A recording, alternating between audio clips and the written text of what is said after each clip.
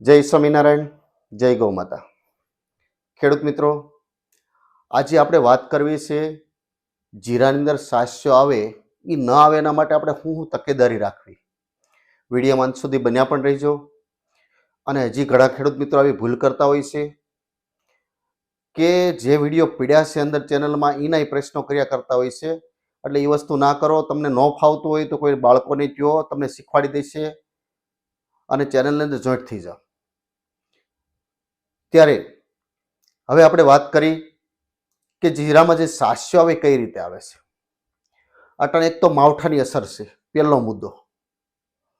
એટલે અત્યારે આપણે પાણી નહીં પાઈએ.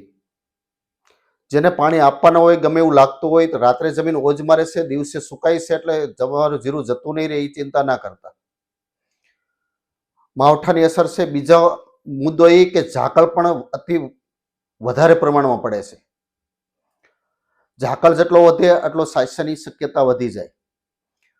સાસ્યો આવે છે જમીનમાંથી જ, આમ જુઓ તો. કારણ કે વાદળછાયું વાતાવરણ થવાનું છે, જમીન રાત્રે ઓજ મારશે, દિવસે સુકાશે. પણ વાદળછાયું વાતાવરણ હોય ત્યારે દિવસે જમીન ફૂંકાતી નથી, એના કારણે ભેજની ભેજ રહી, બીજે દિવસે પાછો ઓજ મારે અને ઝાકળ પણ આવે છે. એના કારણે આ સાસ્યાની શક્યતા હોય છે. દાણા સીડ્યા પછી જ આ વસ્તુ આવતું હોય. કાળીઓ પણ એના લીધે જ આવતો હોય છે. આપણા જમીનમાં જેટલો ભેજ ઓછો એટલો આપણે વધારે ફાયદાકારક. પણ પાણી વધારે પાય અને આપણું જીરું બગાડવું અટાણે સારું લાગશે કે જીરું આપણું સારું છે, પણ પાછળથી વસ્તુ નડવાની છે. એટલે આટલી તકેદારી રાખી. એ સિવાય માવઠાની પણ શક્યતા છે. આ મહિનાના એન્ડમાં માવઠું પણ પડવાનું છે. એના કારણે આપણું જીરું એક તો પાણી પાયેલું છે ને પાછું આ માવઠાનું, અને આ ચોમાસામાં પણ લાંબો સમય વરસાદ પડેલો છે, એટલે જમીનમાં ભેજ ઓલરેડી પડ્યો છે. એટલે આ બધી ભેગું થશે તો જીરું પાછળ બચશે જ નહીં, જતું રહેશે.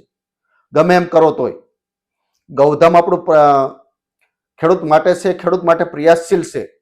પણ જે જમીનમાં ભેજ પડ્યો એ સંસ્થા હૂકવી નથી દેવાની. ત્યારે ખાસ આ વસ્તુ ધ્યાનમાં પણ રાખીએ. કારણ કે માવઠામાં તો એવું હોય, ઘણી વખત પડે અડધા ગામમાં ન પણ હોય, ઘણી વખત ન પણ આવે. પણ એના કારણે જો આવી ગયું અને આપણે પાણી પાયેલું હોય તો આપણું જીરું જતું ન રહે. એટલા માટે તકેદારી રાખવાની છે. ખાસ ખેડૂત મિત્રો, જેટલો ભેજ વધારે છે, ભેજ વધારો એટલો ઝાકળ પણ વધારે પડશે. એના કારણે જ આ બધું સાસ્યો આવતો હોય છે. તમે સારો કહેતા હોય, સાસ્યો કહેતા હોય કે ફૂગ કહેતા હોય, તો આપણું જીરું બગડે નહીં. એટલા માટે તકેદારી રાખવા માટે જ આ વિડીયો તમને જાણ કરીએ છીએ. તો ખાસ એટલું ધ્યાન રાખી. અને આ લગભગ આ તમારે આવશ્ય જે માવઠાની શક્યતા છે તો લગભગ 24 તારીખથી સ્ટાર્ટ થશે અને 28 તારીખ સુધી આ વસ્તુ માહોલ રહેવાનો છે. 28/24/1/2025 થી 28/1/2025 સુધી આ માહોલ છે. એટલે કદાચ આવતા વર્ષે વિડીયો જોવે તો એને ખ્યાલ મારે, એટલા માટે કહી દઉં છું. ત્યારે આપણે પાણી અત્યારે નહીં પાઈ, આટલા દિવસો જવા દઈ અને ત્યાર પછી બધું કરશું. અસ્તુ. જય સ્વામિનારાયણ, જય ગૌ માતા.